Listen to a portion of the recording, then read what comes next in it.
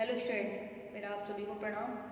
तो आज हम चर्चा करते हैं योग और मनोविज्ञान विषय में। तो योग और मनोविज्ञान में हम व्यक्तित्व के बारे में पढ़ रहे थे। व्यक्तित्व, ठीक है। तो व्यक्तित्व में आज हम पढ़ेंगे कि व्यक्तित्व के मनोगत्यात्मक सिद्धांत, ठीक है।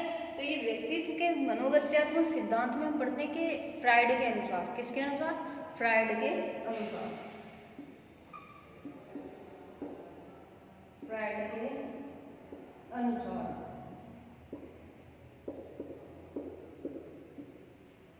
फ्रायड के अनुसार क्या होता है कि फ्रायड ने अपने मत के अनुसार भेजा है कि व्यक्तित्व के जो है तीन गठन, जो व्यक्तित्व का जो गठन होता है उसको गठन के तीन तंत्र बताए हैं फ्रायड ने। तो फ्रायड ने व्यक्तित्व के गठन के तीन तंत्र बताए हैं। पहला है इदम, थोड़ा लिखते हैं कि व्यक्तित्व अनुसार व्यक्तित्व के गठन के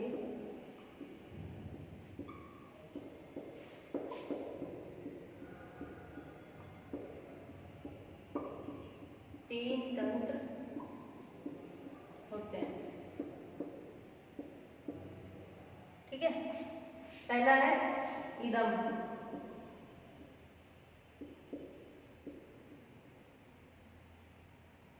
दूसरा है अहम,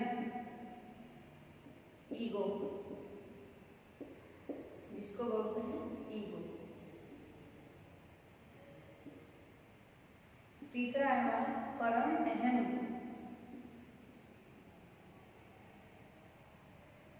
परम अहम, सुपर ईगो।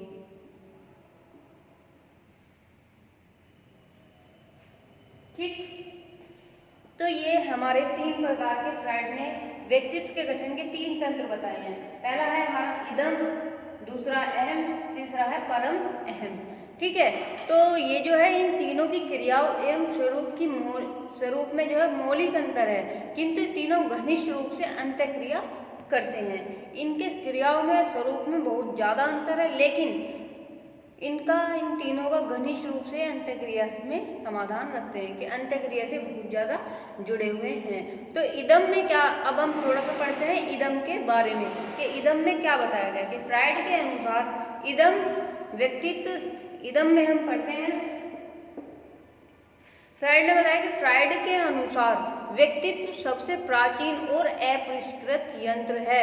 कि फ्रायड ने बताया गया है कि व्यक्तित्व को किस तरह से बताया कि फ्रायड के अनुसार जो है व्यक्तित्व सबसे प्राचीन और अपरिष्कृत तंत्र है। व्यक्तित्व का यह भाग पूरी तरह अचेतन रहता है। तो अचेतन रहता है मतलब कि जब व्यक्तित्व इदम की अवस्था में होता है तो पूरी तरह से अचेतन की अवस्था में होता है,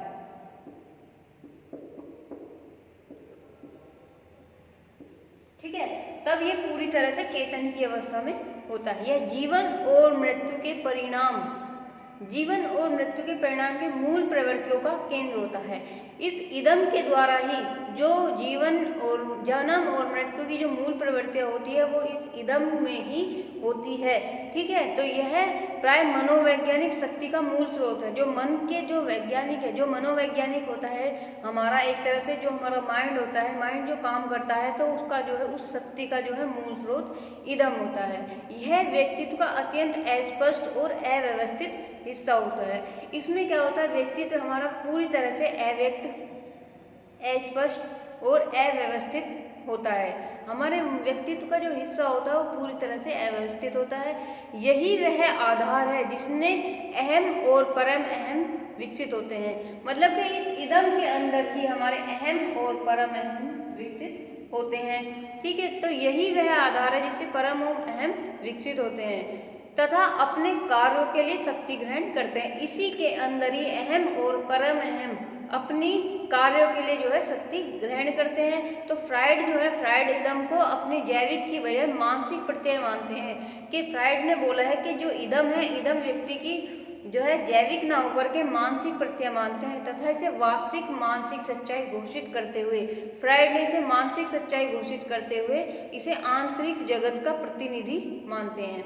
कि फ्रायड ने क्या माना है इसको, वास्तविक मानसिक सच्चाई इसको माना है और आंतरिक जगत का प्रतिनिधित्व इसको बना दिया गया है। तो वे इसे जन्मजात और वंशानुगत भी मानते हैं। क्यों कि वंशानुगत और जन्मजात भी इसको मानते हैं। विभिन्न पीढ़ी के जो अनुभव दोहराए जाते हैं, तो जैसे कि हमारी जो जन्मजात कुछ लक्षण होते हैं, तो वो क्या होता है कि जन्मजात और वंशानुगत, मतलब कि इस तरह से होता है कि जो भी हमारे दादा परदादा उनके जो लक्षण होते हैं, तो उनके कुछ लक्षण हमारे अंदर भी होते हैं, तो इसलिए उनको वंशानुगत माना जाता है। और जन्मजात जो जन्म से ही होते हैं, ठीक है। तो सभी इसी में इकट्ठा हो जाते हैं कि इदम के अंदर आकर ही ये सारे जो लक्षण होते हैं वो इकट्ठा हो जाते हैं। इसी के आधार पर शिशु जो है जन्म के समय पूरी तरह से इदम में होता है।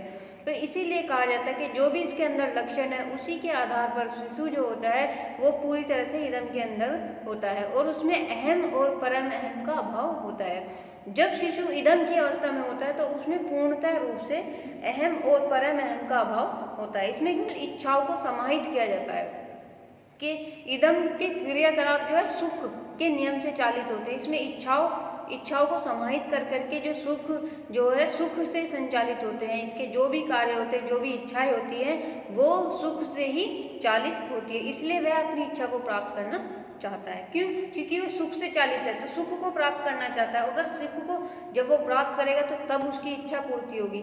जब उसकी इच्छा पूर्ति होगी तभी वो सुख को प्राप्त कर सकता है। तो इदम जो होता है वो किसी प्रकार की बाधा को सहन करने के योग्य नहीं होता है और ना ही वो किसी भी बाधा को सहन कर सकता है। इसे तत्काल उससे राहत पाने के लिए प्रयास करता रहता है कि जब भी वो किसी बाधा, उसके अंतर्गत कोई भी बाधा उत्पन्न होती है तो उस बाधा को सहन नहीं कर पाता है और उस बाधा से दूर निकलने, उस बाधा से बाहर निकलने के लिए वो निरंतर प्रयास करता रहता है। तो इसीलिए कहते हैं कि रात को देखे गए अधिकांश स्वप्न किसी न किसी रूप में इच्छा पूर्ति के ही ऐसे प्रयास होते हैं कि जब भी हम रात को स्वप्न देखते हैं तो स्वप्न हमें किसी ना किसी चीज को दिखाई, तो वो क्या होता है कि हम इच्छा पूर्ति के लिए वो स्वप्न देखते हैं। तो फ्राइड के अनुसार क्या है, इदम का एकमात्र मनोवैज्ञानिक कार्य जो होता है वो इच्छाएं उत्पन्न करना होता है। कि इदम में क्या होता है कि इच्छाएं उत्पन्न होती है, हमारी इच्छाएं उत्पन्न,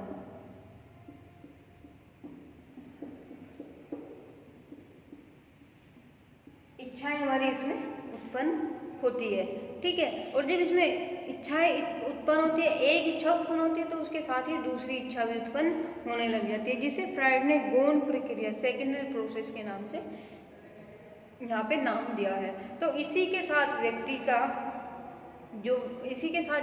का जो अहम और परम अहम तंत्र विकसित होना प्रारंभ हो जाता है कि जब इदम में ये सारी चीजें होने लग जाती हैं तो उसी के साथ में अहम और परम अहम विकसित होने, मतलब उत्पन्न होने लग जाते हैं। अब चलते हैं हमारा दूसरा जो है हमारा अहम,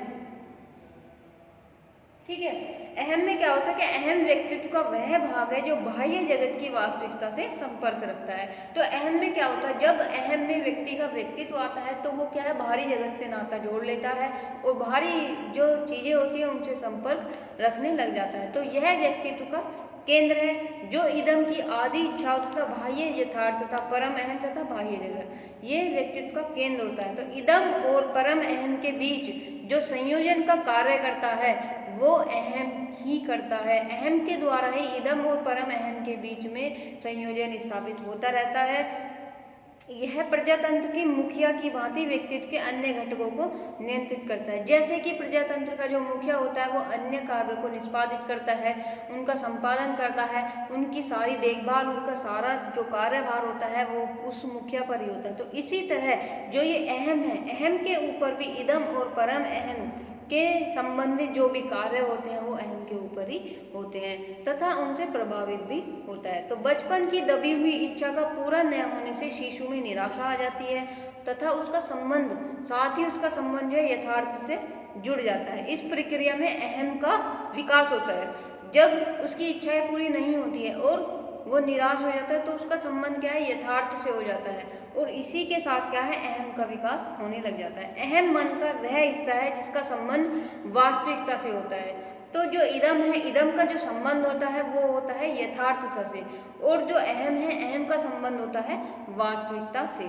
तो अहम जब वास्तविकता से संबंध रखता है तो इसका जन्म इदम से होता है। क्यों? क्योंकि वो यथार्थ से जुड़ा हुआ और ये वास्तविकता से जुड़ा है, तो ये इसका जन्म जो होगा वो इदम से ही माना जाएगा। इस तरह से बाह्य जगत से प्रभावित होकर इदम का जो अंश चेतन बनता है वही अहम होता है।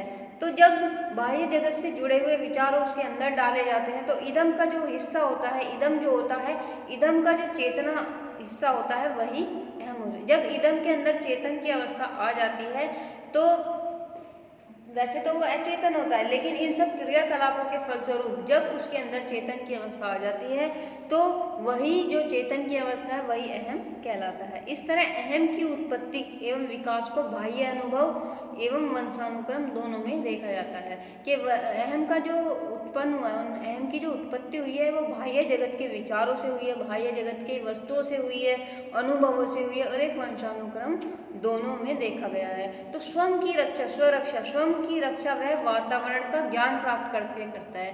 अगर वो किसी भी संकट में फंसा हुआ है तो वो अपने आप का बचाव करेगा। वो अपने आप का बचाव किस तरह से करेगा?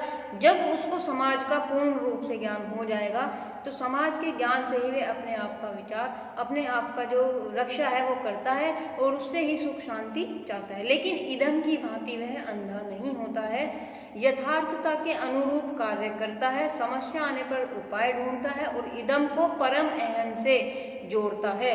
तो अहम का जो कार्य होता है वो इदम और परम अहम को जोड़ना होता है।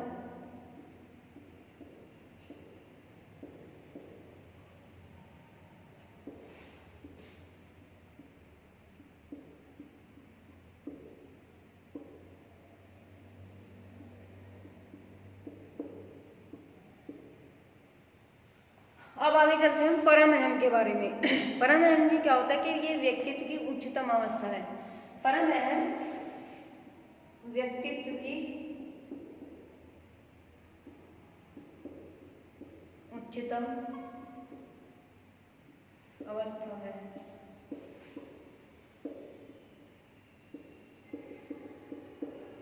उच्चतम अवस्था है तो सबसे अंत में जो ये विकसित होता है यह परम अहम ही सबसे अंत में विकसित होता है। तो यह नैतिक मूल्यों के, ये जो परम अहम होता है ये नैतिक मूल्यों का प्रतिनिधित्व करता है।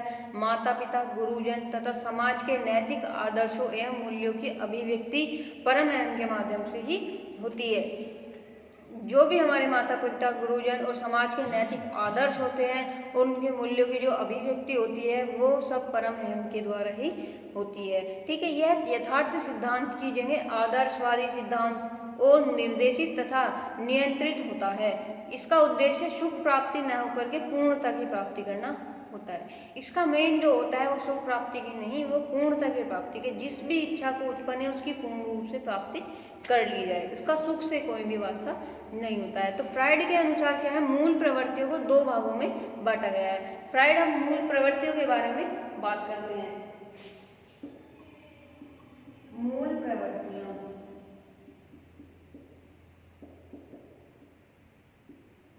दो प्रकार की मूल प्रवृत्तियां उन्होंने बताई हैं।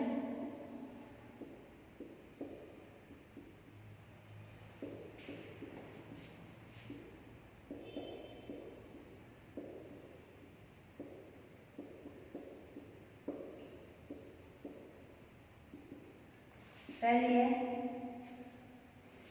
जीवन की मूल प्रवृत्तियां और मृत्यु की मूल प्रवृत्तियां। जीवन की मूल प्रवृत्ति और दूसरी है मृत्यु की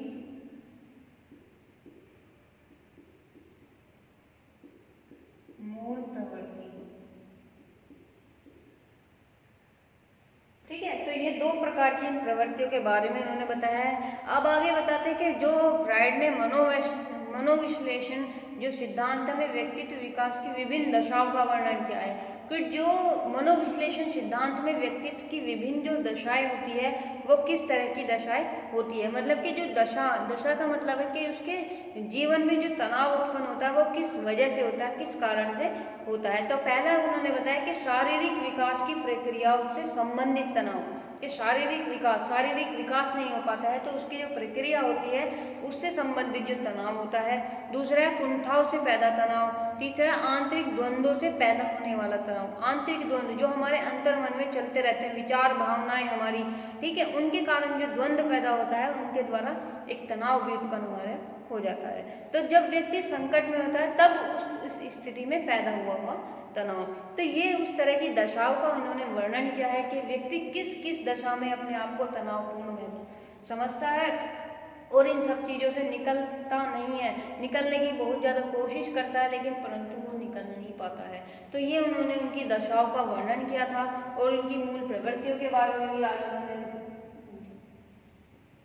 ठीक है। और फिर फ्राइड के अनुसार उन्होंने व्यक्तित्व को दर्शाया है कि फ्राइड के अनुसार व्यक्तित्व जो किस तरह से बनता है और किस तरह से वो कार्य करता है समाज में। तो आज की चर्चा हमारी यही थी कि फ्राइड के अनुसार मनोगत्यात्मक सिद्धांत जो पहला है, जो मतलब हमारे व्यक्तित्व के जो मनोगत्यात्मक सिद्धांत है वो अनेक वैज्ञानिकों ने किस तरह से अपने द्वारा दर्शाए हैं। तो आज हमने फ्राइड के बारे में थोड़ा सा जाना था, आगे हम किसी और मनोवैज्ञानिक के बारे में जानेंगे। तो आज की चर्चा हमारी यहीं पर समाप्त होती है। आज के लिए धन्यवाद।